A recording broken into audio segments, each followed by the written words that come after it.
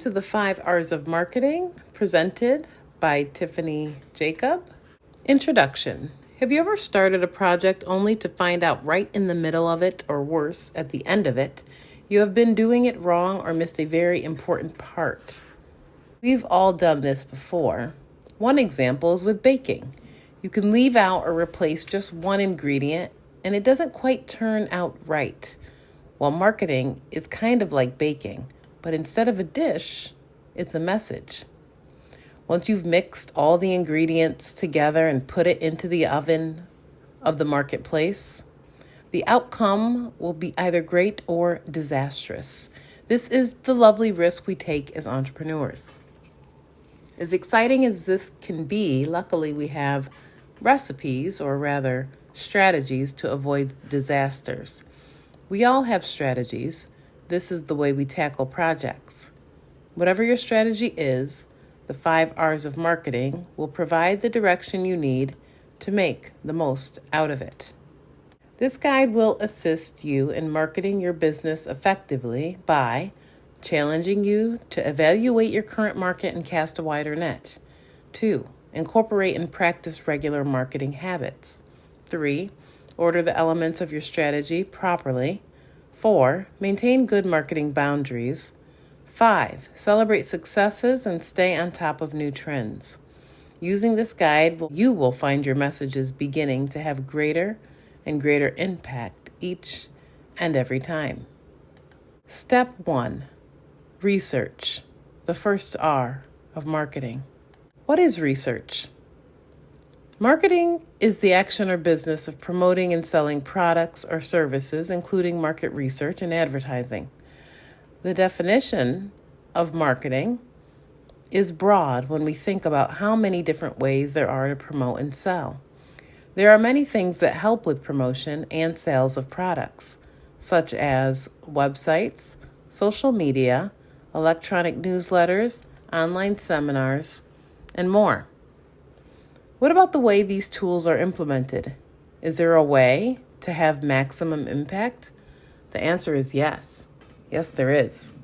Marketing begins the way most projects do, starting with research.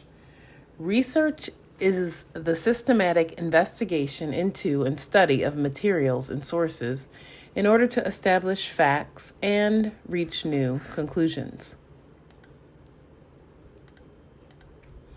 Not to be confused with market research, but rather the elementary principle of research alone indicates that it is to be a continuous part of a strategy with end results.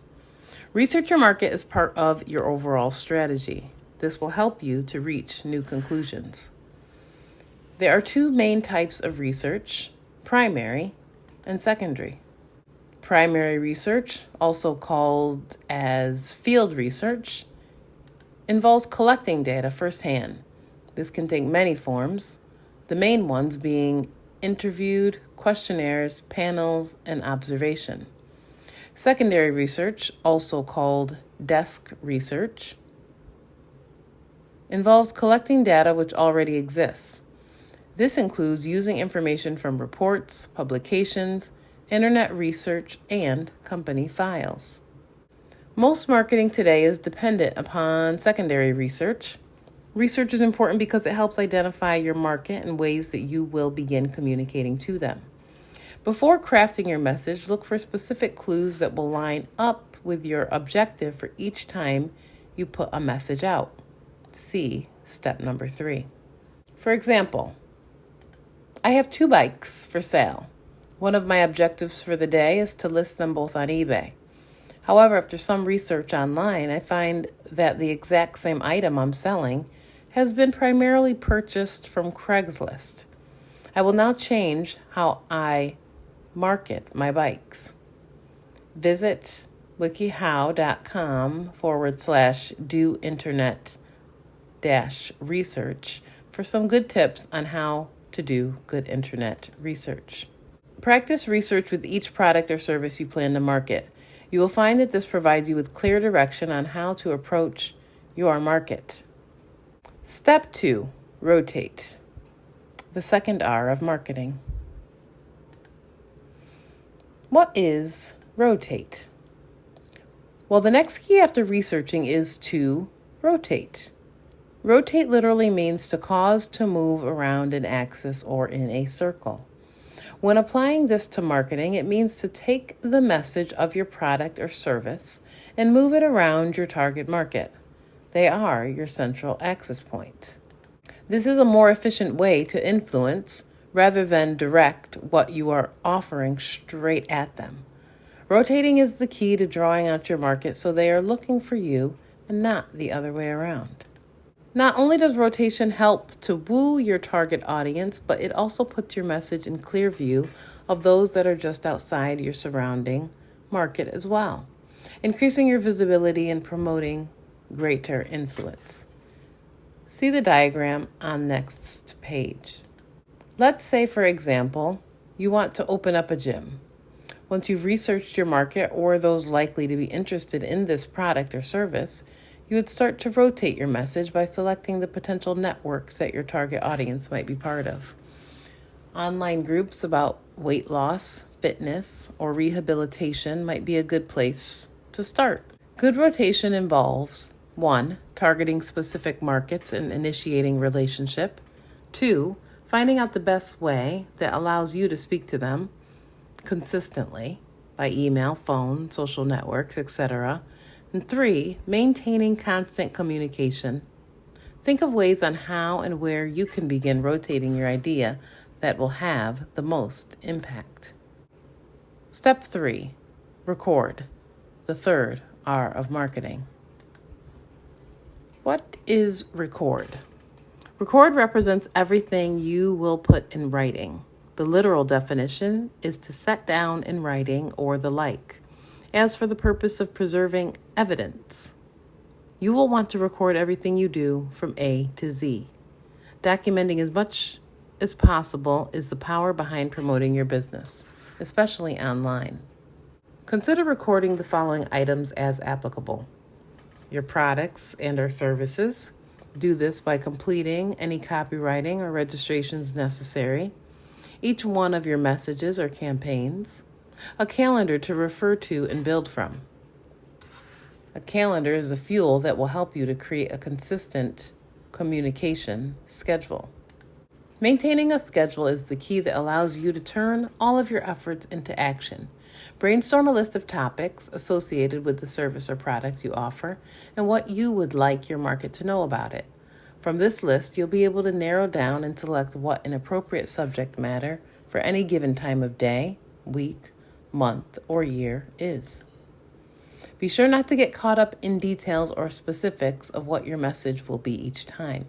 Every day is different, and it's good to remain flexible. Check out this neat and thorough post about putting plan into action. robertlee.blogspot.com/2011/put-plan-into-action-2012-myname.html. Step 4. Raise, the fourth R of marketing.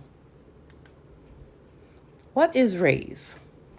So after you've researched your potential market, found the appropriate networks to promote with, and then committed to a certifiable, relevant, and potentially a daily plan of action, now is the time to start implementation. Raising is essentially the implementation and promotion part of your campaign. It is done to raise awareness of your product or service.